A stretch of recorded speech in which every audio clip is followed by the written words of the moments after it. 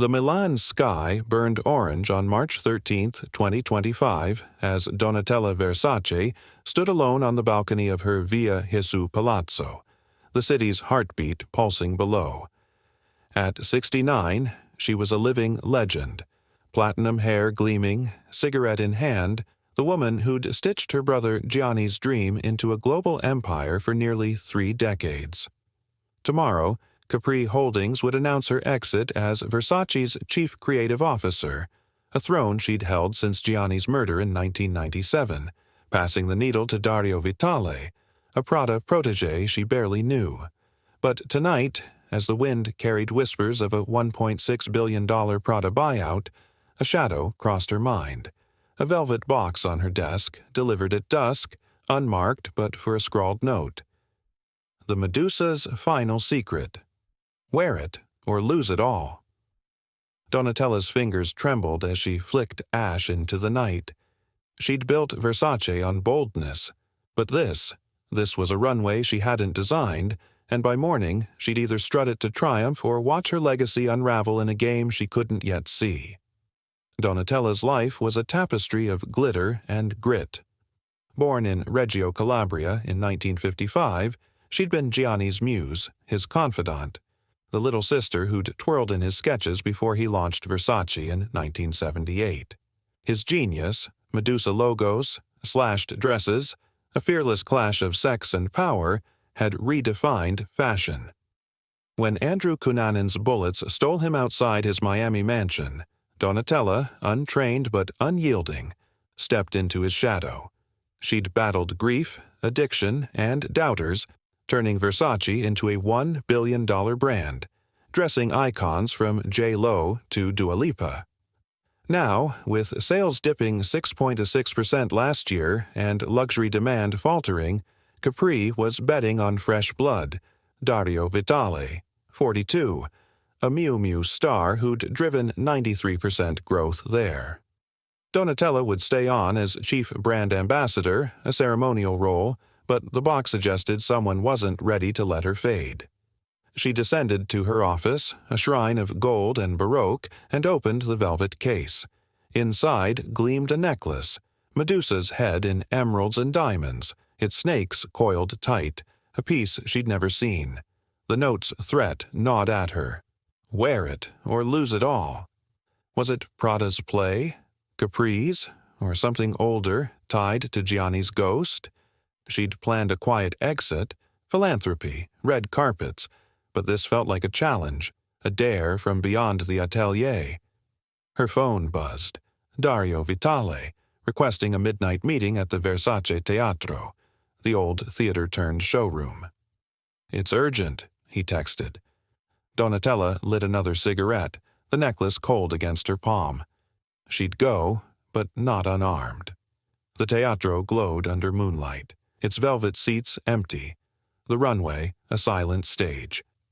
Donatella arrived at 11:50 p.m., the Medusa pendant hidden beneath her black blazer, her heels clicking like a metronome. Dario waited center stage, lean and sharp in a Miu Miu suit, his dark eyes glinting. "Donatella," he said, voice smooth. "Thanks for coming. I didn't expect you'd still be involved." She arched a brow, exhaling smoke. "I don't bow out quietly, Dario. What's this about?"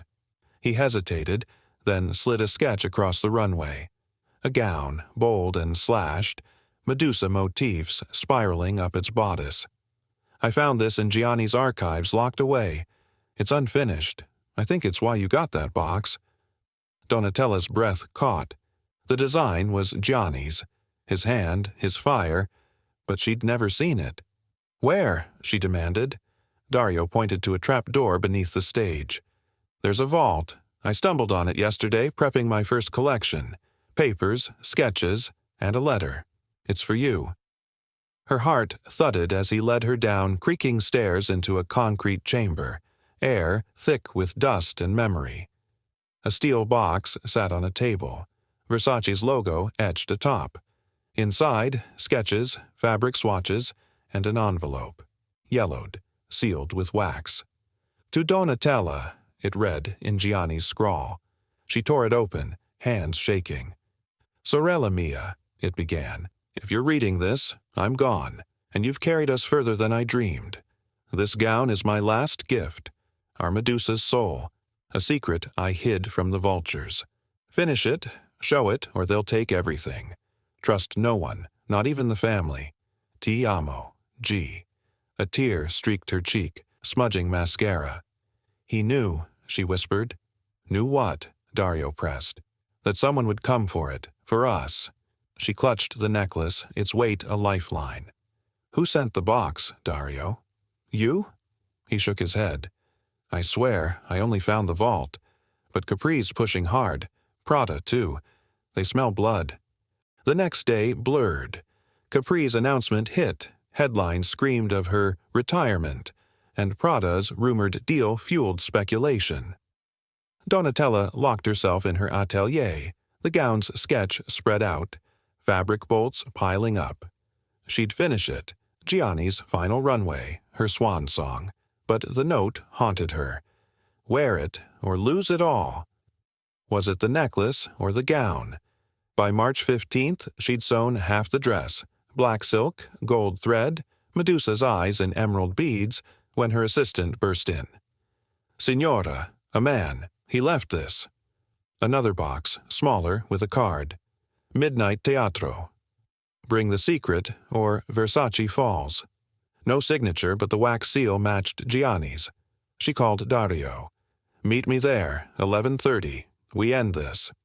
He arrived pale, clutching a USB drive. I dug into Capri's files, hacked them. There's a shadow bidder, not Prada. Someone's been buying up shares quietly for years. They want the gown. Think it's a code. Donatella's mind raced. A code? Gianni loved puzzles, numbers and seams, symbols and prints.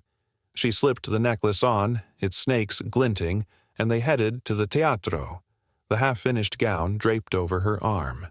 Midnight struck. The theater was dark, save a spotlight on the runway. A figure emerged, tall, silver-haired in a tailored coat. "Donatella," he purred, accent thick. "I'm Victor, an old friend of Gianni's." She stiffened. "I'd remember you." He smiled, cold. "Silent, partner, 90s. He promised me half. Cut me out. The gown's my key. Patterns, bank codes, a fortune he hid. Hand it over." Dario stepped forward. "It's hers. Gianni's will." Victor laughed, pulling a gun. "Wills don't matter when empires bleed." Donatella's pulse hammered. "You sent the box." Victor nodded. "And the necklace, to taunt you. Wear it, flaunt it, or lose Versace to me." She fingered the Medusa, stalling. "Why now?" "Capri's weak. Prada's a distraction. I've waited 28 years. Dario edged closer, whispering. "The USB, proof he's bluffing. Shares are fake." She straightened, voice steel. "You're too late, Victor. Gianni's secret dies with me." She tossed the gown at his feet, then yanked the necklace, snapping its chain. Emeralds scattered, a distraction. Dario lunged, tackling Victor. The gun skidded, and Donatella grabbed it, trembling but firm.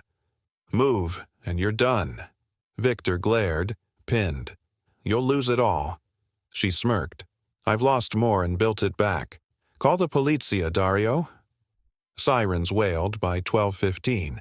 Victor cuffed, ranting about billions. The gown lay crumpled, unfinished, but safe.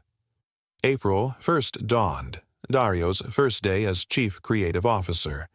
Donatella stood at Versace HQ, now ambassador, the necklace, repaired, around her neck.